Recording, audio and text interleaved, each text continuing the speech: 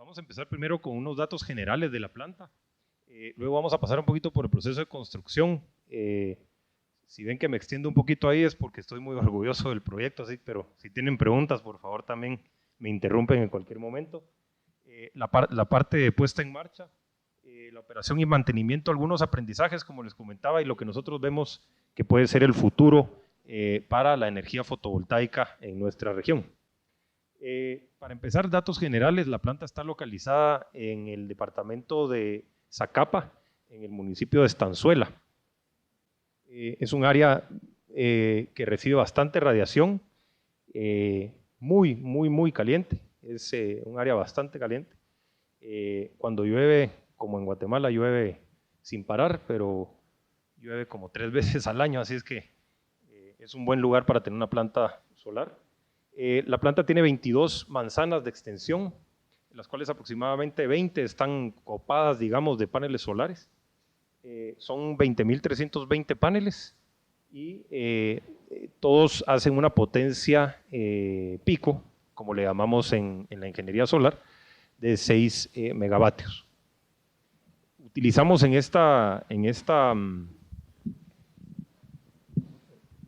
utilizamos para esta planta la tecnología de paneles policristalinos de 300 vatios pico. Tenemos 5 casetas de inversores de 1.2 megas cada uno. ¿No se escucha? Ahí. Tenemos 5 casetas de inversores de 1.2 megas cada uno. Estas casetas cuentan con inversor y adentro también tienen el transformador y de ahí sale ya la energía, porque estamos conectados en 34.500 voltios. De ahí sale directamente la energía ya transformada para ser subida a la red. Y tenemos un seguidor monoaxial que lo que hace es que sigue el paso del sol de este a oeste todos los días y se mueve con un GPS y tiene unas programaciones especiales. Es bastante sencillo el funcionamiento, no requiere de mucho mantenimiento. Y básicamente esos son los 3 equipos básicos que se utilizaron en la planta. El seguidor, a diferencia de una planta fija en este caso, nos está dando un 25% más de energía. Hablo de este caso en particular porque depende de qué lugar del mundo, latitud estemos, va a depender la eficiencia que puede tener un seguidor o no, ¿verdad? Y la rentabilidad de poner un seguidor o no también. Terminando un poquito los datos generales, les comparto, digamos, la irradiación que tenemos promedio en el año por día en Estanzuela es de 5.68 kilovatios hora por metro cuadrado. Estamos hablando que en Guatemala, en la ciudad, tenemos 5.31, o sea que sí es algo, tenemos mejor irradiación en Estanzuela. La generación es de 12.9 gigavatios hora al año. Esto equivale, para ponernos un poquito en sintonía, equivale a iluminar 45.000 casas promedio en un año, que tengan una demanda de 250, 300 kilovatios hora al mes. También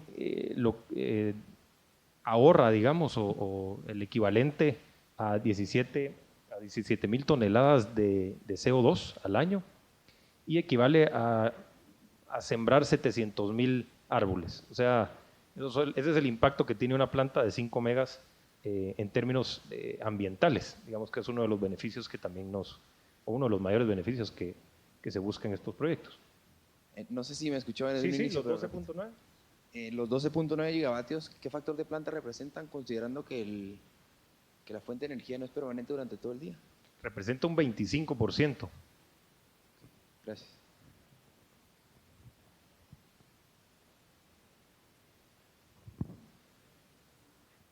Yo sabía que para poder colocar una generadora requería por lo menos 10 megavatios. En el caso de las energías renovables es diferente, porque comenta que es de 5 megavatios. Sí, no. Para poner una generadora se puede generar desde cualquier dimensión. Lo que hay es una separación entre, digamos, 5 megas y arriba de 5 megas. El generador distribuido el GDR, generador distribuido renovable, es un generador que puede ser de 0, bueno, 0 obviamente no, pues de 1 a 5 megas Arriba de eso ya es un generador, digamos, normal. ¿Cuál es la diferencia? El GDR se puede conectar directamente a las líneas de distribución. Y en este caso nosotros estamos conectados a las líneas de Orsa, en el Guate,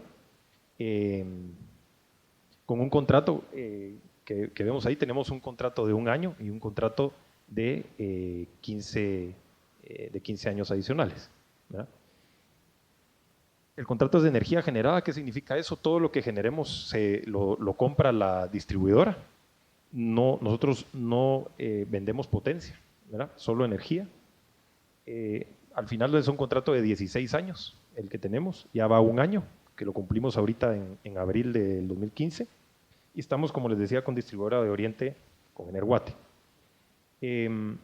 ¿Qué permisos principales hay que obtener, o diría yo que son los más importantes que a nosotros nos tuvieron entretenidos? Pues obviamente el estudio de impacto ambiental, que ese es el que va a disparar, digamos, el resto de las gestiones. Todos los demás permisos requieren de haber tenido este permiso ya tramitado o en trámite, este estudio. La acreditación de GDR, que era lo que mencionaba, generador distribuido y renovable en el MEM, que eso nos va a permitir optar por los incentivos que nos da la ley, que es exención de impuestos a la importación y exención de ISR durante 10 años. La licencia de construcción con la municipalidad, esto es interesante también verlo porque algunas municipalidades, como fue el caso no tenía claro cuánto cobrar por una licencia de un proyecto fotovoltaico. Obviamente no se había hecho en ningún otro lado anteriormente. Entonces, pues sí hubo un tema de capacitación y negociación, digamos, del tema de la licencia municipal. El dictamen de conexión eléctrica, que también es importante, y las servidumbres de paso. Cabe mencionar que hasta la fecha tenemos aún en trámite una de las servidumbres de paso, porque pues hay unos temas que todavía no están muy claros en la legislación, sobre todo en la parte de las líneas férreas, pero digamos, como está en trámite, todo está en línea, digamos, todo está bien. El proceso de construcción tomó 3 meses. Empezó el 21 de enero del 2014 y terminó el 26 de abril del 2014. Las actividades principales las vamos a ver ahorita. Aquí es donde les decía que los voy a entretener un poquito con las fotos, pero el movimiento de tierras empezó el 21 de enero. Ahí está el primer tractor que metimos. Luego está pues ya el terreno plano. Estamos hablando de 22 manzanas y se movieron alrededor de 2 metros de altura. Es importante hacer bien los estudios de análisis de suelos para la resistencia, sobre todo en un sistema que va a tener seguidor, porque como va a haber un movimiento, digamos, las vigas que estamos poniendo en el suelo, tenemos que saber qué suelo tenemos para ver si hay que cimentar, si solo se tiene que hincar o si puede ser viga de concreto, tiene que ser viga de concreto, tiene que ser todos los materiales que utilicemos. Es muy importante tener eso bien claro, porque no queremos que se nos vaya a mover la planta ya cuando estemos funcionando, ¿verdad? Que se vayan a mover esas cimentaciones. Y luego, una de las recomendaciones que hago yo es que se utilicen materiales prefabricados cuanto se pueda. Nosotros fabricamos algunas de las cajas de registro ahí, y para decirles verdad es algo que estamos cambiando casi que trimestralmente, porque no son de la calidad que hubiéramos esperado. Entonces las hemos ido cambiando por cajas prefabricadas. Un ejemplo. Luego la cimentación de la estructura, ahí pueden ver los pilotes que fuimos metiendo en la tierra. Tienen 1,50 m en promedio, 1,50 m dentro de la tierra y están cimentados con concreto y tienen más o menos 1,5 m, son de 3 metros, 1,50 m arriba de la tierra. Aquí es importantísimo contar con el equipo de perforación adecuado, porque nosotros aquí es donde tuvimos el mayor retraso. Por no contar, Guatemala todavía no tenía, digamos, esas perforadoras, ahora sí ya las tiene, hay una empresa que lo hace y lo hace muy bien. Pero en ese momento nosotros no teníamos esa perforadora y sufrimos bastante con ese tema. Y la fabricación en línea, ¿qué quiere decir? Digamos, ir haciendo la perforación, nivelando el poste, echando cemento de una vez, porque lo que nos pasó en un área es que nos llovió y nos botó todos los hoyos que habíamos hecho por no haber cimentado antes. Entonces tuvimos que volver a hacer el trabajo. Les digo que este fue, digamos, el lugar donde perdí el pelo, ¿no? Eso no es verdad. pero sí donde más problema nos causó y retrasos, donde tuvimos que ver y cambiar un poquito los planes para ponernos al día y poder terminar en esos 3 meses. Entonces tenemos que entregar la planta generando el 1 de mayo del 2014. Y como ven, terminamos la construcción el 26, así es que todo estuvo bien. Luego el proceso de la línea de transmisión es importantísimo. Yo recomiendo que la línea de transmisión en cualquier proyecto se haga lo antes posible. Esto puede ser en paralelo, no necesariamente tiene que ser un proceso, digamos, crítico que estorbe el resto de la construcción de la planta, pero sí es importante porque ahí están permisos, pues obviamente es lo que se ve afuera de la planta, el tema social tiene que ser bien tratado y todo, y entonces es importantísimo y es por donde va a salir la energía. Si yo no tengo línea, puedo hacer el mejor proyecto del mundo, pero no tengo dónde vender mi energía. Entonces es importantísimo tener esto lo más antes posible. Luego está el proceso de la instalación mecánica del seguidor y los módulos. Esto ya es un tema, diría yo, más fácil, aunque aquí trajimos gente especializada en el tema de España. Y ellos construyeron esto, como les digo, nosotros terminamos el 20 de marzo, se empezó a la construcción de el armado, digamos, de la parte del seguidor y los módulos, y para un mes después ya teníamos todo instalado, ¿verdad? Luego está el tema de la instalación eléctrica, la parte DC, que es la parte de corriente continua, la parte de baja tensión y la parte de media tensión. Aquí lo más importante es poner atención en los detalles, ¿verdad? Muchas de las especificaciones están hechas, pero sí hay que ver que quien la esté ejecutando la esté haciendo de acuerdo, porque no queremos tener después un problema adentro de esa, digamos, si ven del lado derecho, no sé si esto tiene... No. Del lado derecho vemos una zanja en donde van los cables de media tensión. No queremos tener un problema que tengamos que abrir de nuevo esas zanjas, ¿verdad? Entonces sí hay que tener atención a los detalles y también en la instalación eléctrica de las cajas de conexión, ¿verdad? Para la puesta en marcha es importante hacer las mediciones y pruebas. Nosotros contamos con un equipo ahí le llamamos commissioning, pero es de puesta en marcha, muy profesional, muy bueno. Incluso una de las personas, una mujer, una ingeniera, corría maratones y aplicaba su corrida dentro de la planta, o sea, iba corriendo, viendo todos los datos y era impresionante cómo bajaban información de mediciones y hacían correcciones inmediatas.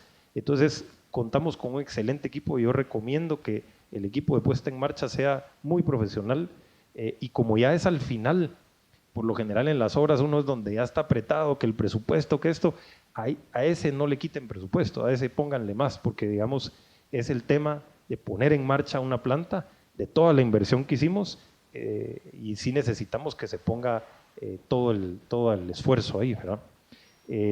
Tuvimos un tema también con la configuración de los inversores. Nosotros aquí tenemos, como todos saben, las redes en 60 Hz, la frecuencia, y los inversores los enviaron en 50 Hz. Entonces, cuando conectamos, el inversor no se podía conectar, gracias por el equipo ese de commissioning que teníamos, también lo primero que hicieron fueron a ver eso y obviamente los inversores pues son configurables y se hizo el cambio de configuración.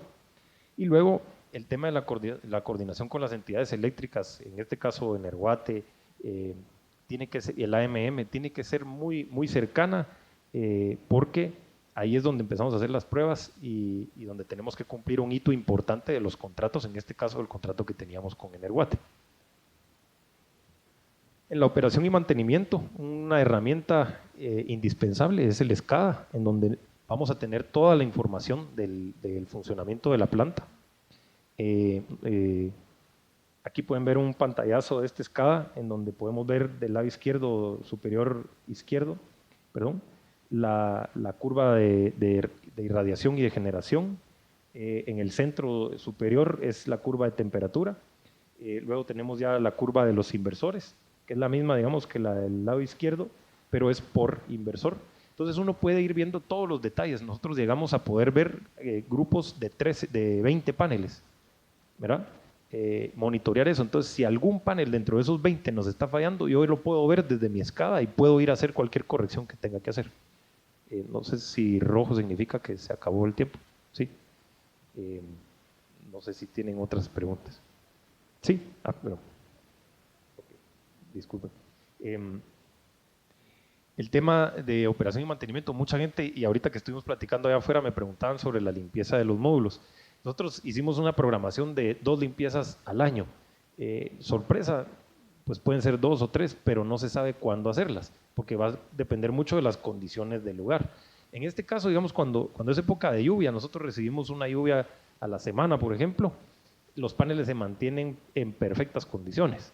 Es diferente, es contrario al carro, ¿verdad? Cuando llueve el carro está desastroso, aquí el panel se mantiene en perfectas condiciones.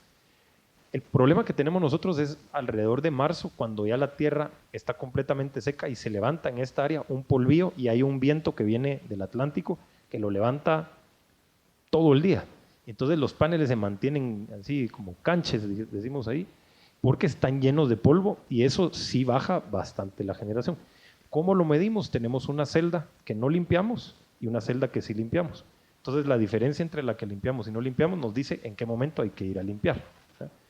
Recuerden que son 20 manzanas de paneles, o sea, no es una limpieza muy fácil, digamos, como trapear un piso, sino sí requiere de una logística. Entonces no puede ser que yo tenga que hacer limpiezas semanales, no se hace así. Pero también otra cosa que tenemos que hacer es coordinar con los vecinos. Las fincas, por ejemplo, que tenemos al lado de Melón, una vez al año, entiendo, levantan toda la tierra. Entonces, ese día, digamos, es el peor día nuestro, porque toda la tierra se va, porque tenemos la finca la tenemos del lado oeste, y de ahí sopla el viento. Ese día, digamos, no somos mejores amigos con los finqueros de la vecindad. Pero lo que ya nos hemos hecho mejores amigos es para que nos digan cuándo va a ser ese día, porque fuimos peores todavía amigos porque limpiamos un día antes y el día siguiente nos levantaron toda la tierra. Pero son cosas que uno va aprendiendo y que realmente no se pueden dar en un manual, digamos, porque va a ser muy local, muy específico de la localización del lugar. Las primeras lluvias también nos dieron sorpresas. Nuestros drenajes se lavaron completamente con las primeras lluvias, se tuvieron que hacer drenajes más fuertes. Las lluvias son muy fuertes, o sea, cuando ahí llueve, ¿verdad? O sea, sí es fuerte. También el control de la vegetación, conforme fuimos haciendo la planta, que fue de enero a marzo, era un desierto. Yo decía, pero aquí nunca había visto algo, no crecía ni una planta, ¿no? Tal vez hay 2 o 3 plantas muy verdes, pero no sé de dónde sacan el agua, deben de tener unas raíces muy profundas. Yo no soy agrícola, pero solo empezaron las lluvias y parece los bosques estos que están arriba en Sololá, en el altiplano, crece, pero hay que tener cuidado, si está comiendo una mandarina, le crece un mandarinal si tira la pepita.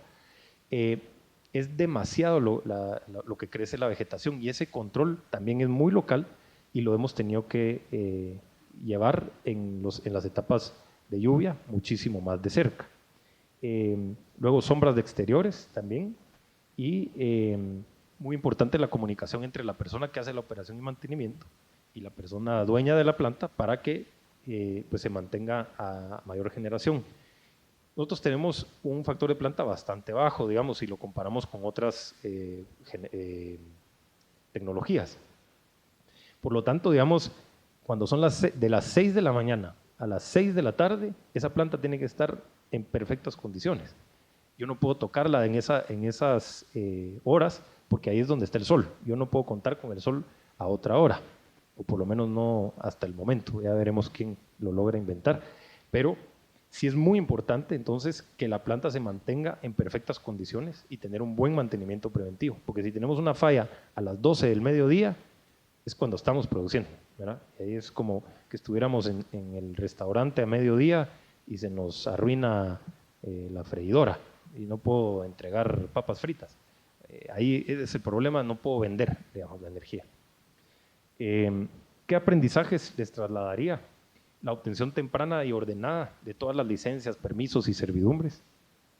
Construir la línea, como les decía, de interconexión lo antes posible. Utilizar la maquinaria adecuada para no retrasarnos y no tener que hacer los trabajos 2 veces. Un seguimiento muy de cerca de la logística de importación.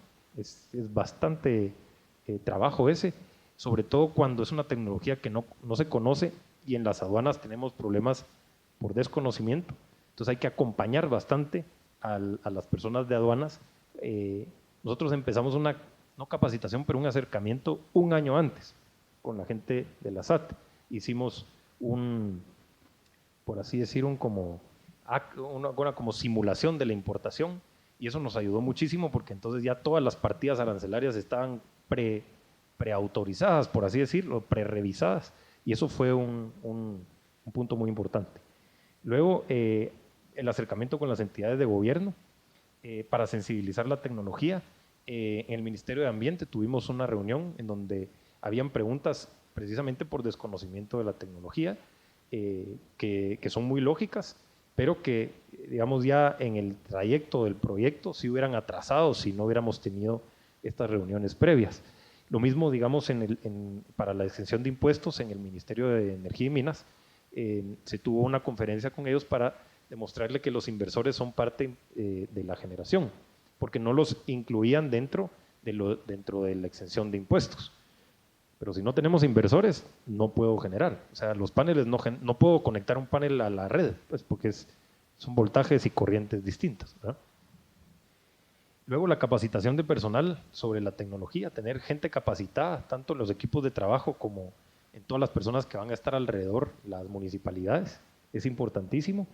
Y el seguimiento muy de cerca del tema de operación y mantenimiento. Esos han sido los aprendizajes actualmente. ¿Qué vemos a futuro? Y ahora sí, ya voy a sacar yo el sobrecito rojo. Reducción de costos en la tecnología. Ha venido, desde que nosotros hicimos la primera instalación, esta historia siempre la cuento, nosotros fundamos la empresa en el 2008. No hicimos la primera instalación en el 2008. Desde que cotizamos la primera vez, la primera cotización eran $10,000 por 1 kilovatio pico. Hoy, casi 7 años después, o 7 años, un poquito más de 7 años después, estamos podría decir, $1,000 y $1,500 dependiendo de si es en el techo, si necesita estructura, refuerzos, cualquier cosa. Pero estamos hablando de que es casi 10 veces menos el costo que tuvimos la primera vez que cotizamos un sistema. Obviamente en el 2008 no vendimos ningún sistema, ¿no? O sea, por el costo no se pagaba. Pero sí hay reducción de costos. Yo creo que los paneles van a reducir hasta un cierto punto, pero ya viene el tema de todo el resto de la tecnología, como por ejemplo la estructura y los inversores, que también van a empezar a bajar de precio. O que van a tener, como en el segundo punto, mejoras de rendimiento, ¿verdad? Los paneles van a tener mejoras de rendimiento, van a ser paneles más grandes, entonces voy a necesitar menos componentes de conexión, menos componentes de estructura, y eso me va a ir haciendo que la tecnología sea más barata, no necesariamente que el precio del panel en sí o de la celda sea menor, sino que sean paneles más grandes y yo necesite, en lugar de 10 postes para 10 paneles, necesite 3 postes para 10 paneles, por ejemplo. Luego, el último tema que veo yo a futuro y muy importante, y de este podemos hablar, yo sé que ya los tengo un poquito aburridos, pero de este podemos hablar muchísimo, es el almacenamiento de la energía. Con eso nosotros podemos mejorar la intermitencia que tiene la energía solar. ¿Qué pasa? El sol sale, pero si pasa una nube encima de nuestra planta, la potencia baja y puede bajar hasta un 30%, o sea, a quedarse en 30% de su capacidad total. Entonces esa intermitencia a las redes no muy les gusta, y tampoco a nosotros nos gusta que pase una nube porque es 70% menos de ingresos. Entonces, si yo puedo tener baterías, yo puedo paliar, digamos, ese tema de intermitencia. También puedo incrementar mi factor de planta. ¿Por qué? Porque yo puedo poner, por ejemplo, una planta que guarde energía arriba de lo que yo dije que iba a generar, la puedo guardar y la puedo inyectar en horas de la noche. O incluso podría yo guardar toda esa energía durante el día y venderla en la noche, donde la energía es más cara, ¿verdad? Y por último, también podemos ofrecer potencia, porque yo ya cuento con potencia teniendo baterías.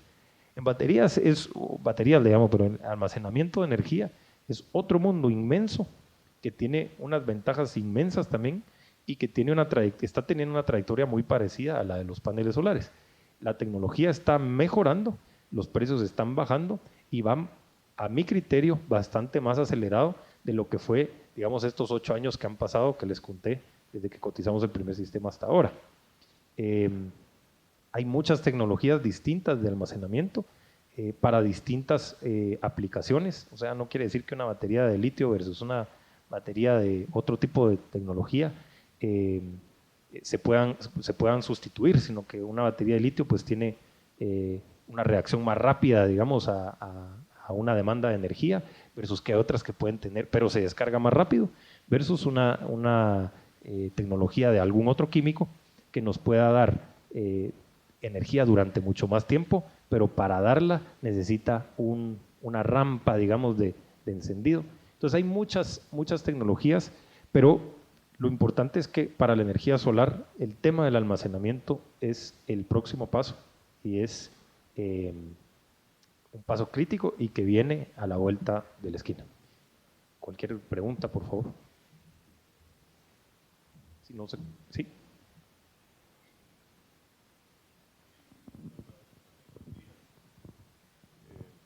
Gracias. No sé si usted tiene alguna no sé, noticia de alguna tecnología que se esté desarrollando que ya esté, como quien dice, Lista. Sí, preparada para salir y que nos haga que estos costos de almacenamiento reduzcan de una manera importante. Nosotros participamos en mayo en una conferencia de energía de la Asociación de Almacenamiento de Energía de Estados Unidos. Y sí hay muchas tecnologías que ya están listas, pero depende de la aplicación. Por ejemplo, hay baterías que son del tamaño de un contenedor completo, digamos, que son para plantas o para usos industriales. Y está la noticia reciente, que no sé, bueno, no es tan reciente, de hace unos 6 meses, pero que sí revolvió bastante el mundo, que es el tema de Tesla, la batería esta para la casa. Esa batería, y nosotros tuvimos la oportunidad de platicar con el ingeniero que está desarrollando esa batería y nos decía que sí es algo que va a ser realidad a finales de este año o principios del año entrante, pero que ahorita tiene los retos de cualquier batería de litio, que se descarga muy rápido y no puede dar mucha potencia. Entonces, por ejemplo, ahorita la batería puede dar simultáneamente alrededor de creo que 2.5 o 3 kilovatios. O sea, si prendemos la secadora de ropa o la secadora de pelo en la casa, ya estaríamos casi comiéndonos la potencia que puede dar esa batería. Entonces, tiene retos. Actualmente esa es la que como que diríamos va a salir primero para un tema residencial, pero para temas industriales ya hay tecnologías muy avanzadas. Con mucho gusto, si quiere, al final de la conferencia le puedo dar algunas empresas. Yo es un tema que recientemente acabamos de meternos, o sea, las baterías como tales, si las utilizamos en sistemas fuera de red y todo, baterías muy parecidas a las de carro, solo que son de ciclo profundo. Pero ya con estas nuevas tecnologías es otro mundo apasionante el tema de las baterías. Con mucho gusto podemos platicar después. No soy un experto, pero el 5% de lo que hay que saber que sé, se lo puedo platicar. Muchas gracias. Y solo una última. En el tema de los beneficios o incentivos, dice que hay una extensión de 10 años de, bueno, primero al impuesto de importación, ¿verdad? En eso me quiero centrar. Si de hecho entiendo que esta tecnología, digamos, no paga impuestos de importación más que el IVA. También les quitan el IVA, digamos, por decirlo así. O sea, ustedes no tienen que pagar IVA, y si no tienen que pagar IVA, igual, digamos, ustedes van a cobrarle IVA cuando vendan la energía, van a cobrar un IVA, o la venden sin IVA también. Y el otro tema es, a la hora de importar los equipos, ¿qué pasa con la discrecionalidad del agente de aduana, del agente, del que está, de la persona que está ahí? Porque esto toda la vida ha sido así y uno depende de ellos. ¿Y eso hay alguna forma de manejarlo? O sea, uno puede tener como usted dijo, como un escrito en donde me garantice a mí que estos productos me los van a recibir bajo esta partida arancelaria y todo. O sea, como que súper bien definido con un marco legal bien establecido que yo pueda tener una certeza jurídica o yo no sé cómo se le puede llamar a eso. El primer tema, sí, ciertos equipos están, que básicamente lo que dice son los equipos que sean para generar energía. En este caso los paneles y los inversores sí están exentos tanto de aranceles como de IVA. El resto de cosas, digamos, el cable, la estructura, todo eso paga IVA. Nosotros sí vendemos la energía con IVA y recuperamos ese IVA que pagamos de importación con esa, o sea, cualquier negocio que importa. Lo único es que aquí hay una exención de impuestos de IVA y de aranceles de importación para los equipos específicos de generación, que son paneles básicamente e inversores. Cabe mencionar también que tanto paneles e inversores no pagan aranceles de importación, aunque no vengan para un proyecto. O sea, no necesitan de la exención para no pagar aranceles, pero sí para no pagar IVA. Y la exención también es para el ISR de 10 años, ¿verdad? Luego la otra pregunta de cómo sí, la discrecionalidad de la persona, específicamente del que le llaman el vista, digamos, en la SAT, esa es casi imposible quitársela, ¿verdad? Porque sobre todo siendo una tecnología tan nueva. Yo he tenido muchísimas experiencias en las aduanas, muchísimas. O sea, yo he casi dormido, dormí una vez afuera parqueado esperando que sacaran un pedido que teníamos para un proyecto, porque me decían porque estaba importando hule. Decía, mire, eso es un colector solar para piscina, ¿verdad? Es totalmente diferente, ¿no? Que usted está trayendo hule para manufacturar algo de hule. Entonces, he tenido muchísimas experiencias ahí, pero la experiencia que tuvimos aquí fue acercarnos a las desde casi un año antes, explicarles qué es lo que estamos trayendo, toda la tecnología, hacer un listado, y sí tuvimos mucha colaboración de ellos en donde revisaron línea por línea, arancel por partida arancelaria por partida arancelaria, y nos hicieron, no pueden firmar, digamos, decir esto ya está completamente, pero sí, por lo menos en un 90% pegamos. ¿Qué pasó? En ese año cambió una partida arancelaria. Yo no sabía que las partidas iban cambiando tan frecuentemente, pero cambió una partida y a la hora de que lo metimos no lo rechazaron una vez. Lo normal era que lo rechazaran varias. Lo rechazaron una vez y luego pudimos seguir. ¿Sí? Sí, una observación. No vi que ustedes le pusieran mucha atención al sistema de tierras para cuando prepararon la planta, ni tampoco el sistema para rayos. No sé por qué no lo mostraron o no le tomaron mucha importancia al tema. Sí. Muchas gracias por la pregunta. El tema de tierras, todos los paneles están conectados tienen un marco de aluminio, están conectados a la estructura y la estructura está conectada a una red de tierras. Tal vez no le pusimos tanto énfasis aquí, pero sí era en el cableado, digamos, en la parte de DC, baja tensión y media tensión, ahí debería de haber puesto también la parte de tierra. Pero sí hay una red de tierra por toda la planta hay una red de tierras. Y todo está conectado a esa red de tierras, ¿verdad? Pero sí, muchas gracias por la pregunta. Creo que aquí había una...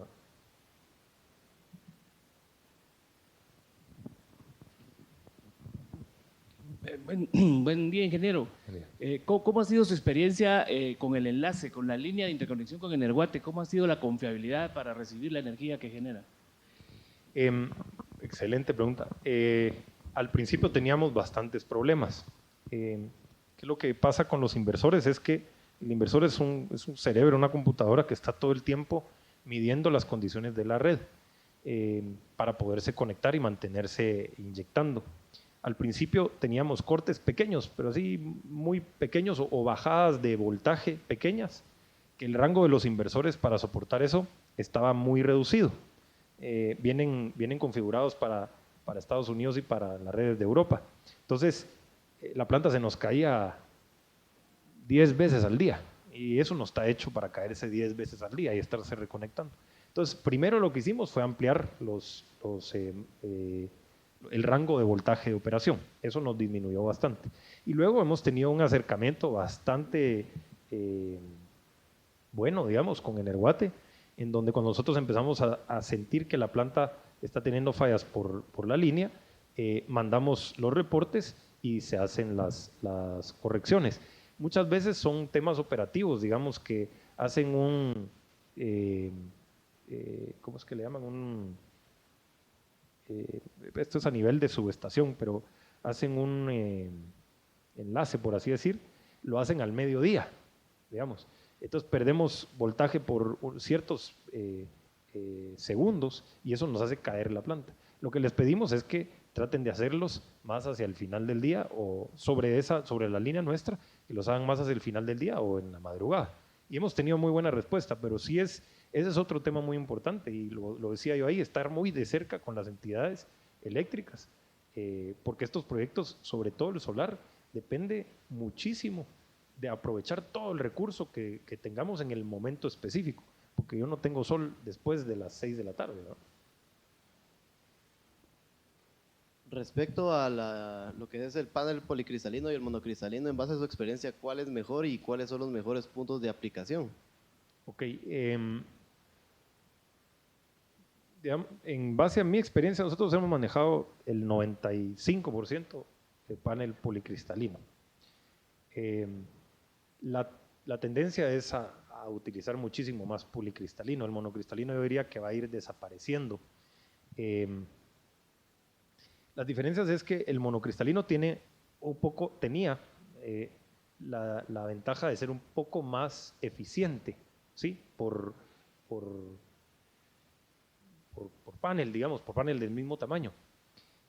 Pero con el tiempo se ha ido mejorando la tecnología del policristalino y tiene un precio más barato. Entonces, como estos proyectos al final, las decisiones son bastante financieras, por eso es que se decide una tecnología, ¿verdad? Y en mi experiencia, nosotros compramos paneles policristalinos. Hemos comprado algunos monocristalinos para sistemas que están fuera de la red, pero porque el que hace policristalinos está tan ocupado haciendo paneles de 300 que ya no hace paneles policristalinos de 80, digamos. Esa es la única razón por la que nosotros hemos comprado monocristalino. Sí.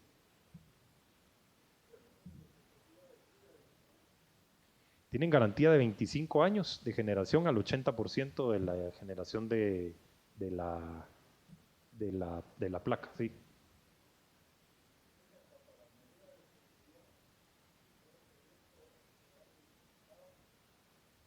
Bueno, fueron las medidas de seguridad de cualquier proceso de construcción y de temas eléctricos. No existe, digamos, en un parque eólico, que me imagino que hablaron de ese hace una hora, tal vez unas horas.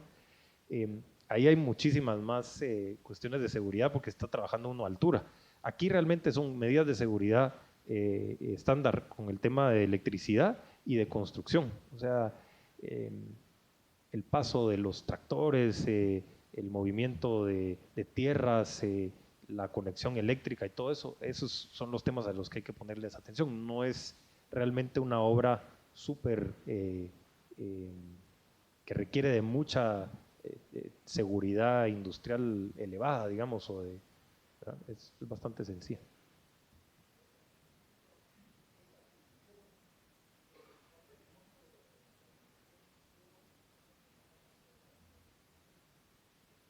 Esa sí no me dejan decirla, pero le puedo dar rangos, digamos, los montos de inversión, como le decía yo ahora, los montos de inversión de una planta pueden estar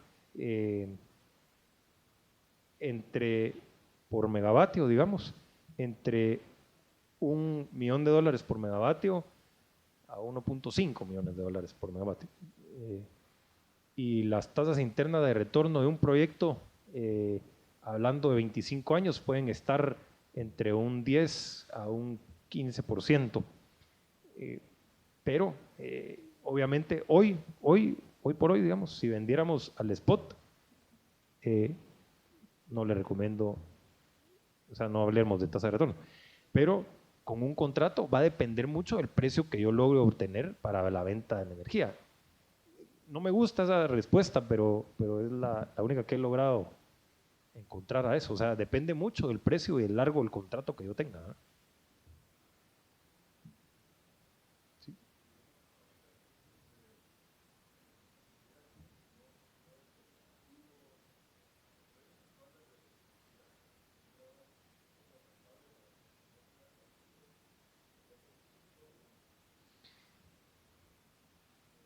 Otra vez otro tipo de respuesta que no me gusta, pero depende de qué quiere el autoproductor, ¿verdad? Porque si es el tema financiero, pues obviamente hoy ya no va a ser, perdón, ahora sí ya me sacaron la tarjeta roja, solo voy a contestar esa. Obviamente hoy tenemos precios bastante más bajos, hasta un 30% más bajos que el año pasado. Entonces, efectivamente, si alguien se está fijando solo en el tema financiero, pues hoy está 30% abajo de lo que podía haber hecho antes. Ahora, no existe, y aquí estoy haciendo un poquito de publicidad de la energía solar, pero no existe energía más barata que la gratis, ¿sí? Y la energía solar, al yo poner mis paneles, pues obviamente tengo que invertir, pero de ahí en adelante no pago un centavo de ese kilovatio hora, digamos, por así decir. Entonces, ahí puse los dos lados de qué tanto puede ser una persona que quiere invertir, cómo lo puede evaluar. Yo lo puedo evaluar hoy, los retornos el año pasado o a principios de este año, estábamos hablando entre 4 o 5 años de retorno. Excelente, o sea, yo ahí sí les digo, pongan todos los paneles.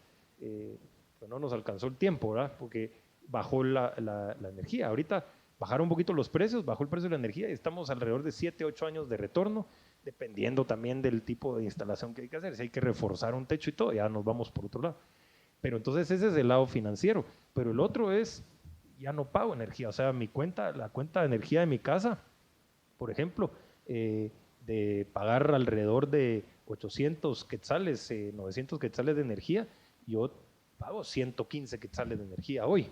Entonces, si se me va a pagar en 4 años o en 7, yo todos los meses saco mi guitarrita y me pongo feliz porque estoy pagando 100 quetzales de energía, o sea, porque estoy pudiendo autogenerar mi energía, ¿sí? Ese es otro tipo de respuesta que no me gusta, por eso las hago tan largas, pero es difícil, digamos, es de ver qué es lo que la persona está buscando. Si está buscando puramente financiero, hoy es 30% o 20%, digamos, menos confiable o menos rentable, perdón, que hace 6 meses, ¿verdad? Pero sigue siendo gratis. Muchas gracias. Cualquier pregunta, ahí estaré.